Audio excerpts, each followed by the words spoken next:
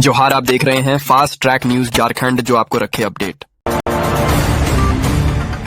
केंद्रीय सड़क परिवहन मंत्रालय ने रांची ठाकुरगांव बुढ़मू टंडवा सिमरिया बगरा मार्ग को झारखंड सेंट्रल कॉरिडोर NH 99 के रूप में मंजूरी दी है।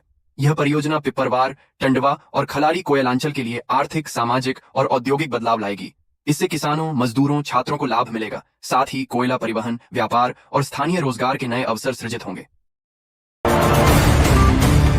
झारखंड के यूथ आइकॉन आर्यन गर्ग 9 से 12 जनवरी 2026 को भारत मंडपम, नई दिल्ली में प्रधानमंत्री नरेंद्र मोदी से संवाद करेंगे।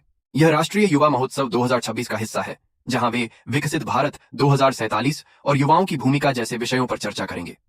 चेतना वेलफेयर ट्रस्ट के माध्यम से शिक्षा और पर्यावरण में सक्रिय आर्यन झारखंड के युवाओं के मुद्दों को राष्ट्रीय मंच पर उठाएंगे, जो राज्य के लिए गौरव का क्षण है। धनबाद में सरकारी जमीन पर अवैध कब्जे के प्रयास के आरोप में झरिया अंचल के चालक फिरोज अंसारी को निलंबित कर दिया गया है। उसने कुर्मीडीह गांव में 137 एकड़ सरकारी भूमि पर कब्जा करने की कोशिश की थी, जिसे ग्रामीणों ने ध्वस्त कर दिया। शिकायत के बाद फिरोज को गिरफ्तार कर जेल भेजा गया और अब उसके खिलाफ विभागीय जांच शुरू की गई है। झारखंड शराब घोटाला मामले में भ्रष्टाचार निरोधक ब्यूरो ACB को बड़ी सफलता मिली है। ACB ने छत्तीसगढ़ के शराब कारोबारी नवीन केडिया को गोवा से गिरफ्तार किया है। उन्हें ट्रांजिट रिमांड पर रांची लाने की तैयारी है। अबुआ झारखंड पार्टी के कार्यकारी अध्यक्ष और पढ़ा राजा सोमा मुंडा की खूंटी में गोली मारकर हत्या कर दी गई। बुधवार शाम जमुआदाग गांव के पास मोटरसाइकिल सवार 2 अज्ञात अपराधियों ने उन्हें निशाना बनाया, जब वे अपनी पत्नी के साथ घर लौट रहे थे। सीने में गोली लगने से उनकी मौके पर ही मौत हो गई। रामगढ़ के बंजारी नगर में 5.55 करोड़ की लागत से गृह रक्षा वाहिनी कार्यालय, प्रशिक्षण केंद्र और आवासीय परिसर बनेगा। इसके लिए आवंटित 5 एकड़ सरकारी जमीन पर अवैध कब्जे मिले, जिन्हें ध्वस्त किया गया। भूमाफियाओं ने सरकारी जमीनें बेची हैं, जिसमें अधिकारियों की मिलीभगत का आरोप है।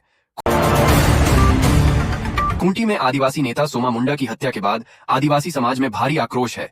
इसके विरोध में आदिवासी संगठनों द्वारा बुलाए गए झारखंड बंद का असर कुजू में भी दिखा। रामगढ़ जन परिषद ने कुजू नया मोड़ पर 1.5 घंटे सड़क जाम की, जिससे यातायात बाधित हुआ। प्रदर्शनकारी दोषियों की तत्काल गिरफ्तारी और कड़ी कार्रवाई की मांग कर रहे थे।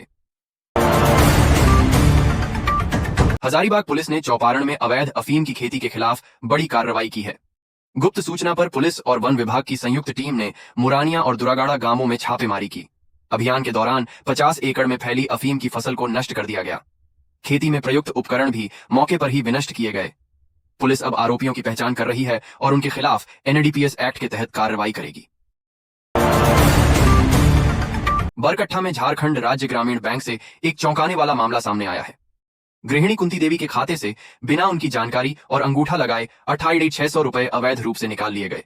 जांच में पता चला कि बैंक मर्जर के दौरान तकनीकी गड़बड़ी से उनका खाता किसी और के आधार से लिंक हो गया था। बैंक प्रबंधक ने राशि की वसूली और उचित कार्रवाई का आश्वासन दिया है। रूढ़िजन्य आदिवासी समन्वय समिति ने पेसा नियमावली 2025 पर आपत्ति जताते हुए राज्यपाल को ज्ञापन सौंपा। समिति ने कहा कि नियमावली पेसा अधिनियम 1927 से और सर्वोच्च न्यायालय के निर्णयों के अनुरूप नहीं है।